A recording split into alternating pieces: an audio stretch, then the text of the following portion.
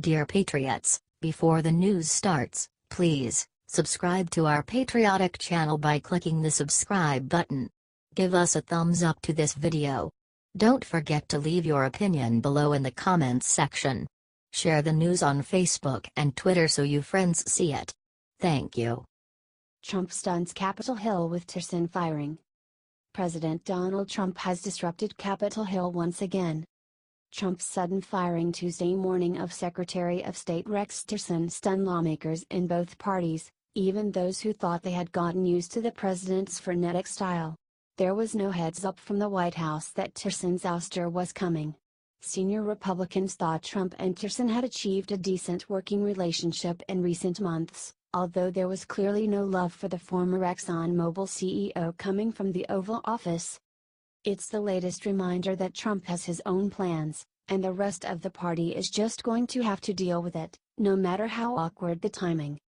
GOP congressional leaders are focused on finishing work on the massive spending bill to keep the government running for the rest of the fiscal year and then hope to turn to the battle for control of Congress.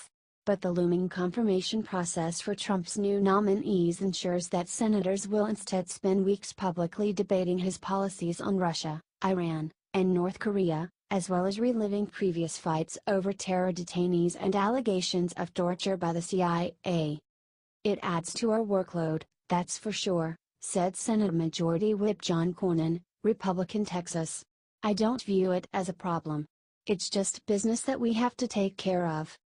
Cornyn and Senate Majority Leader Mitch McConnell, RK, are already pushing for a quick confirmation of CIA Director Mike Pompeo to succeed Tillerson. Trump has tapped Gina Haspel, the deputy CIA director, to succeed Pompeo. Haspel's role in a hugely controversial CIA interrogation program will be a key part of her confirmation hearing. If confirmed, she would be the first woman to hold that post.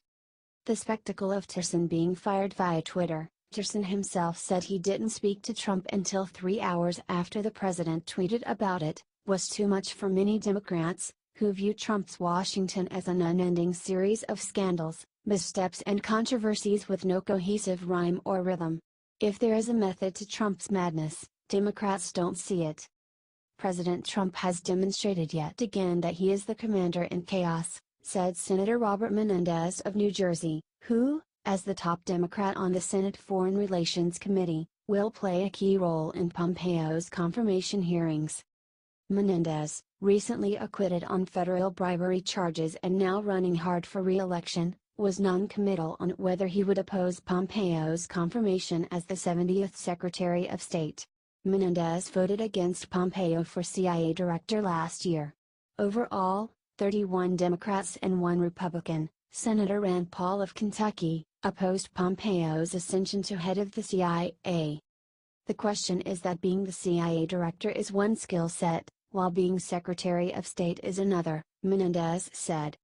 Liberal Democrats and progressive groups are already teeing off on Pompeo's selection, saying he has not done enough to highlight Russian interference in the 2016 election, among other shortcomings. Although Democrats will have a hard time derailing Pompeo's bid, given his lack of opposition from a GOP that knows him well from his years in the House, he's likely to face a far more partisan confirmation vote than Tillerson did. If he's being hired simply to more efficiently destroy the State Department, I think it would be hard to get Democratic votes, Senator Chris Murphy, Democrat Connecticut, told reporters. Yet some red state Democrats, especially those up for re-election this November, signaled they are open to backing Pompeo's nomination. Senator Joe Manchin, D.W. Virginia, noted that he voted for Pompeo for CIA director and said he has had good interactions with him as an Intelligence Committee member. He's been straightforward, Manchin said. He comes in there, he's well received, and he's very candid.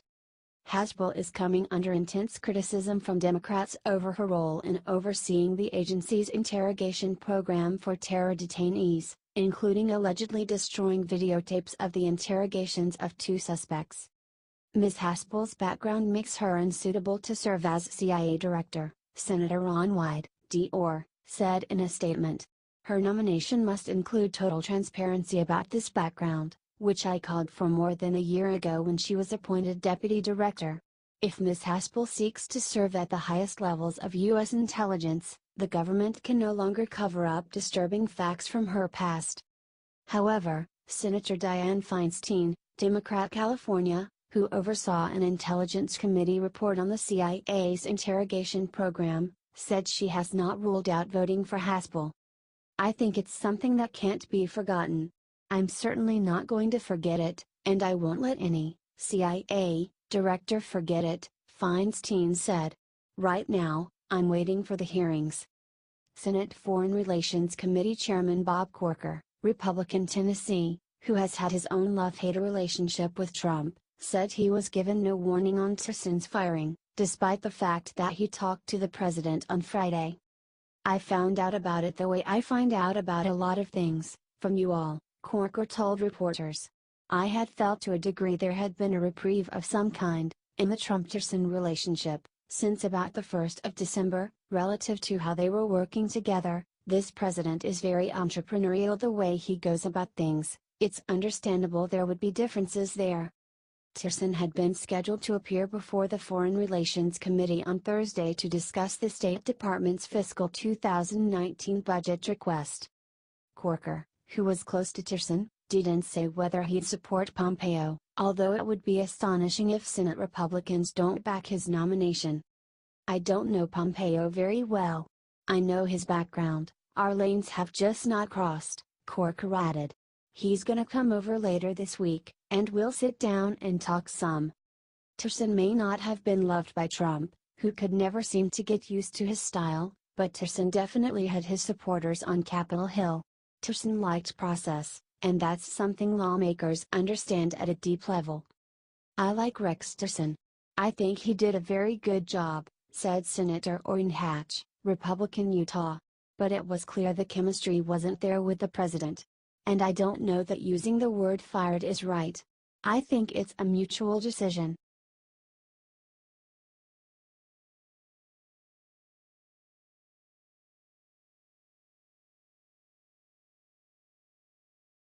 Mattis losing a close ally in Tillerson but also a weak partner.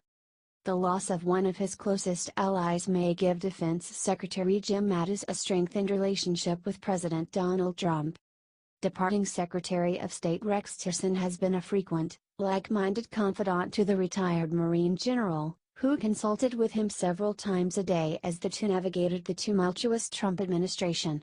But current and former government officials say the relationship did Mattis little good, given the clear disdain that Trump and his inner circle have for Tillerson. In Tillerson's place, Trump has chosen CIA Director Mike Pompeo, who's already developed a reputation as a powerful force. Director Pompeo gets in to see the president at least 3 times a week, sometimes more, said a senior administration official who spoke on the condition of anonymity to talk freely about the internal dynamics. "It's a much deeper and more productive relationship. This opens opportunities for a more collaborative approach." Some officials say Mattis, who has gone out of his way to include the State Department in Pentagon decisions, clearly invested more than he got in return from Tillerson, who will probably be remembered as one of the most marginalized secretaries of state in the modern era. "Mattis is losing a policy ally," said Michelle Flournoy, an undersecretary of defense during the Obama administration. "But it's not clear that Tillerson carried a lot of weight in terms of pushing those policy ideas forward." Meanwhile, Mattis and Pompeo are not considered very close, but the two have collaborated on major policy decisions, including the recent review of the military and diplomatic strategy in Afghanistan. Unlike Tillerson, who came to view the National Security Council and that whole structure with contempt and was not a team player and preferred to work directly with Mattis, Pompeo has a different view of the interagency process, said the senior administration official. Mattis may even benefit from Pompeo's better standing with Trump relative to Tillerson. James Jeffrey, who worked closely with Mattis as the Obama administration's ambassador to Iraq, noted that as a member of the National Security Council's Principals Committee, Pompeo has been not only a provider of intelligence but a major player in policy development and policy execution. Pompeo has been doing that for 14 months and we've seen no real frictions between them, Jeffrey said of the CIA director and Mattis. Most importantly, to be a success, you need to have the president's support, and by all accounts he has that. Flournoy, who recently co-founded West Exec Advisors, agreed. My understanding is that Mattis and Pompeo have a very good relationship, she said. I haven't heard any stories about them not working well together. There may be areas of policy disagreement between the two men, though, she said. Those could include the Iran nuclear agreement, which Mattis has supported as defense secretary despite his tough views on Iran's role in the Middle East, and which Pompeo vocally opposed as a congressman. And they could find friction on North Korea. Pompeo, if confirmed by the Senate, would take over the State Department at a sensitive moment in a strategy of pressure and potential negotiations, on which Mattis and Tillerson have collaborated closely. And it would happen just as Trump has stepped in with his offer to negotiate directly with Kim Jong-un. Preparations for those talks will probably dominate the opening weeks of Pompeo's State Department tenure. Jeffrey Lewis, director of the East Asian Non-Proliferation Program at the Middlebury Institute, said he fears that a much more hawkish Pompeo will reinforce Trump's worst instincts on the North Korea crisis. Mattis and Pompeo could also clash on the Iran deal. Watch the Iran deal as the barometer for all this, predicted Elon Goldenberg, a former State Department and Pentagon official who directs the Center for a New American Securities Middle East Security Program. Is Pompeo going to encourage the president to walk away from the nuclear deal, or is he going to wind up where Mattis and Tillerson have ended up, in the position of we don't like the agreement but we have to preserve it? Goldenberg added, if he argues for staying in the deal, he might have a lot more weight with Trump than Tillerson did. But he might be much more likely to recommend walking away from it.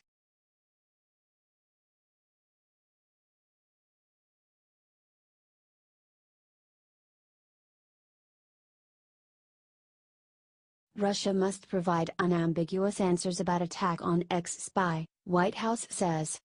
President Donald Trump and Theresa May of Britain say that Russian officials must provide unambiguous answers about the attempted murder of a former spy in southern England, according to a White House readout of a call between the two leaders released on Tuesday.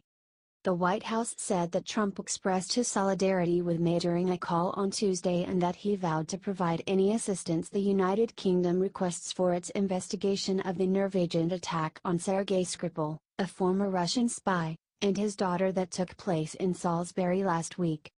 The two leaders, the White House added, agreed on the need for consequences for those who use these heinous weapons in flagrant violation of international norms, though they did not directly call for Russia to face immediate punishment. May on Monday called it highly likely that the Kremlin was behind the attempted murder of Skripal, a former Russian double agent. Russian officials have called for British officials to give them access to case materials so they can conduct their own analysis. The Russian Foreign Ministry said on Tuesday in a statement that they will not respond to London's ultimatum until the Russian side is provided with samples of a chemical substance referred to by the British investigation. Trump said earlier on Tuesday that he would take Britain's finding that Russia government officials were probably behind the nerve agent attack as fact. It sounds to me like it would be Russia based on all the evidence they have, Trump told reporters outside the White House. It sounds to me like they believe it was Russia, and I would certainly take that finding as fact. Late on Monday, Secretary of State Rex Tillerson called the attack on Skripal a really egregious act that appears to have clearly come from Russia, the sharpest remarks yet from a Trump administration official yet on the matter. Trump announced on Tuesday that CIA Director Mike Pompeo would replace Tillerson to head up the State Department. Skripal and his daughter remain in critical condition,